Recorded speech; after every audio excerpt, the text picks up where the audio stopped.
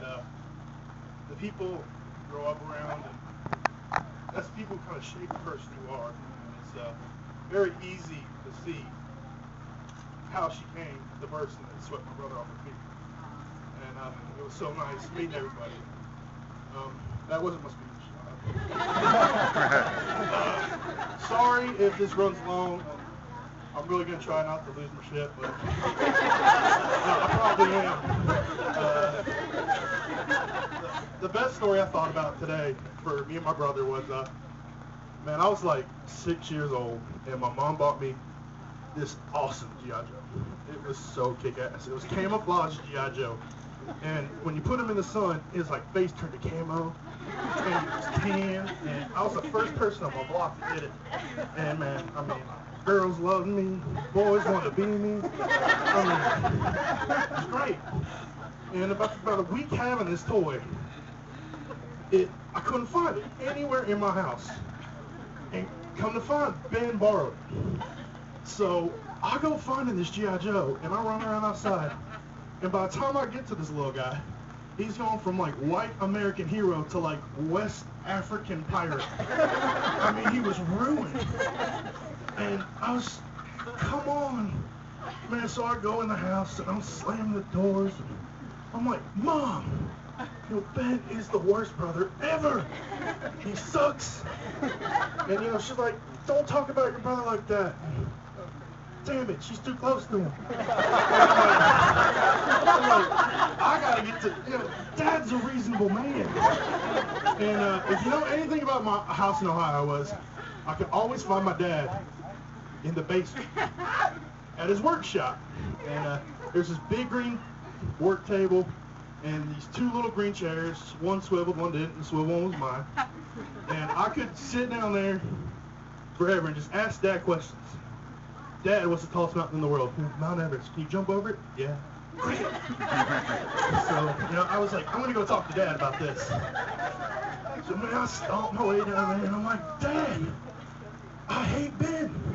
And I'm running, I'm walking in circles. I'm like, we need to get rid of him. It was so good. It was just me and Mom. And I didn't have to share shit. It was awesome. And my dad picked me up, and he put me on that chair. And he was like, man, I'm going to tell you something. I was like, okay. He's like, you get one brother. He's like, me and Mom are done. And he's like, that's your best friend in life for everything. If he gets in a fist fight with the world, man, you're helping him. I'm like, all right. And I'm like, Dad, let's say I, buy into this theory that Ben's cool. I was like, but, you have 3 brothers. Who's your best friend? And I'm like, Uncle Seth's cool. Uncle Jeff's cool. But, Uncle Paul's got all the toys. I'm like, it's gotta be Uncle Paul. And my dad goes, it's your mom. And, I'm like, Mom? The broad upstairs who just told me no. And sticking around, I was like, she's cool and all, but kind of a bitch, dude. Pick this up. Stop punching Ben. And my dad just goes, he just looks at me, and I got this look so many times growing up, and he said, one day you'll understand. Not get lost. And, I hop off my chair and I'm like, Dad, if you tell everybody to get lost all the time, you wouldn't be stuck with Mom as best friend. Mr. McCauley across the street's got a go-kart. But, from that day on, man, Ben and I were just thick. I mean, it was Ben and I. We shared, on that day we shared toys to apartments. And, man, friends. And if I ever didn't do something, man, Ben was the guy who said, dust me off. You can do this, Matt. Okay, And I try again. When I finally did it, man, Ben was the first person to say, I knew you could do it. And I've had a pretty cool life. But the hard times that I've had, I've got through it because my brother, man, was the little buggy behind me pushing me and telling me every step of the way, you got this. A year and a half ago, Ben moved up to Minnesota, and it was hard on me.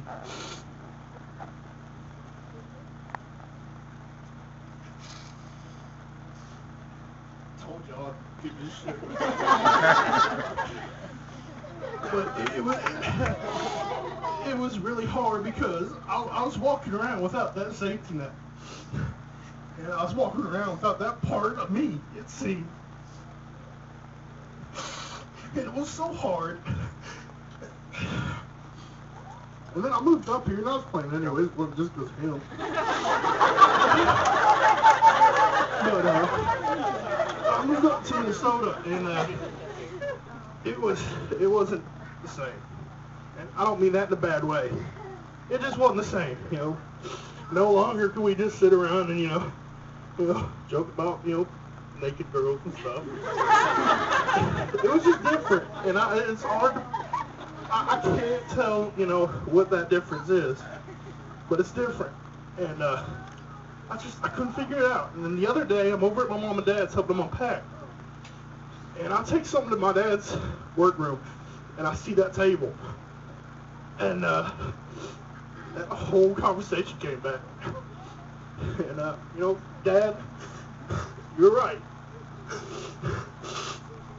Sorry, but, my dad was right. One day, I did understand. And that was because Laura was Ben's best friend when I got up here. And I'm happy for that, man. Just don't look at me. I mean it, and we're so lucky as a family. I look around, man, and I see, Uncle Paul and Joanne, dude, that's just, that's peanut butter and jelly. They go together perfect, and when Tony and Lee, they're like, Tony and Lee are getting married. I was like, man, they've been married, I thought, The best example is my mom and my dad. They're like two little puzzle pieces that just fit together.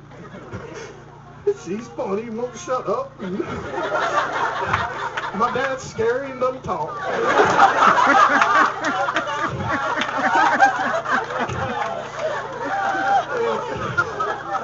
It just works. And when I see these two, I realize now that's what's happened. And I'm happy for them. And, I can't wait to marry my best friend. And that's just how it is. And Laura, you should be really excited because you're getting a great best friend who's going to be behind you every step of the way. And y'all are going to have fun. And y'all have potential to do a lot of great things. And I'm so proud of my brother. Just sitting up here. I could go on for like another hour telling y'all how great that is, but it'd be a drop in the bucket. And I hope that I was half the best friend my brother was to me. And I love y'all both.